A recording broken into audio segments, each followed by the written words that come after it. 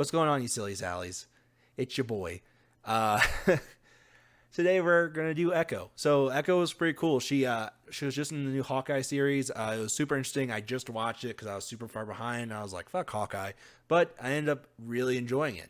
Also, Echo's in Marvel Strike Force now, so there's a little bit more push for her. And I was like, let's do a video.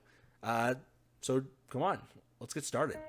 Like I said in the intro, after watching Echo in the Hawkeye series and even seeing her in Marvel Strike Force, I wanted to learn more about who Echo is and her story. Echo was born deaf and is essentially a super athlete who has photographic reflexes, where anything she sees she can basically do and retain that, just like the Taskmaster, and boy, does she show it.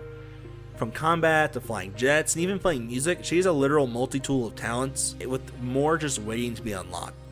We'd first meet Maya Lopez in issue number 9 in Daredevil Volume 2 by David Mack and Joe Quesada. We'd see her as a concert pianist who would woo the crowd, already seeing her photographic reflexes in use.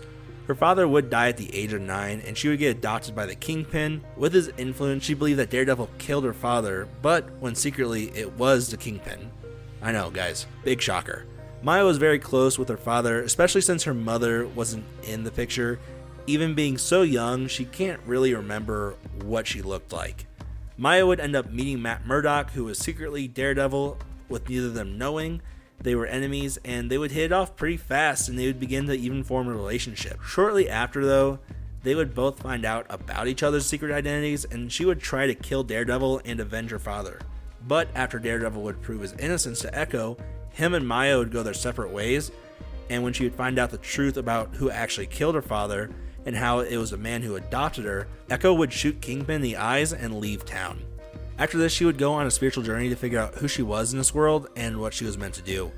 With the help of Wolverine, she would create the hero known as Ronin, and would become the very first person to ever own the mantle of Ronin, actually.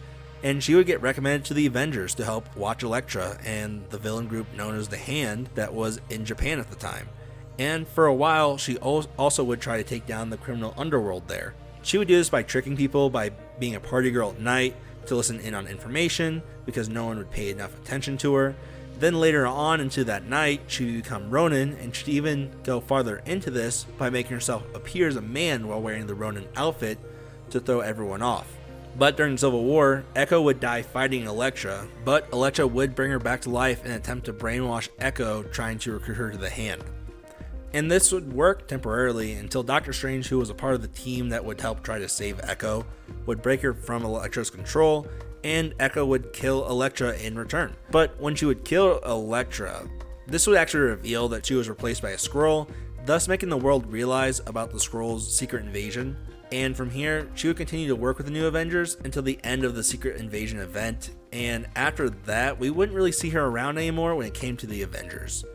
She would end up appearing though in Moon Knight Volume 4, and we would see her in LA where she would team up with Moon Knight after he blew her cover while she was trying to look for the new Kingpin of Los Angeles. Eventually though, they would find out who it was and confront him. Count Nefaria, the new Kingpin, would kill her right in front of Moon Knight. Later on, Maya would somehow return to living, and from what I know, it's unexplained, and I couldn't really find anything on this, but we would see her working with Daredevil after all this time away, and they would try to stop a villain who could take people over with the power of sound. And his name was Claw, with a K? Anyways, since Echo was deaf, she wasn't at risk, but Daredevil would end up being controlled. She would stop Claw by creating her own music that would cancel out the sound waves and revert everyone back to normal. Now, as to now in the comics, so this is like the most recent stuff I could find, she's currently in the latest Avengers run. She'd actually be picked by the Phoenix Force along with many other heroes and villains who enter in the tournament to see who would be worthy to become its new avatar. She would fight Namor first and lose to him, making her part of the tournament short-lived, but even though she lost, she would still be chosen to become the new Phoenix. She would end up staying with the Avengers as they would do tests on her, and from here, she would try to figure everything out as New Phoenix, trying to understand her powers, trying to understand the history of the Phoenix itself, and she'd go to the extent of even traveling to Asgard, trying to get information from Odin. And this is as current as I can get when it comes to Echo, as her story is still being told. And so if you want to read more about her, I recommend reading the latest Avengers series, starting at issue number 39. So far, she's been kind of in the background besides the whole Phoenix thing, but it looks like Marvel has big plans for the character, and I'm excited to see what happens next. Like always, if you're a fan of the content, please like and subscribe. It's always super appreciated. And also, I actually put all my reading lists down below, so if you guys want to see what I read, you can find it there.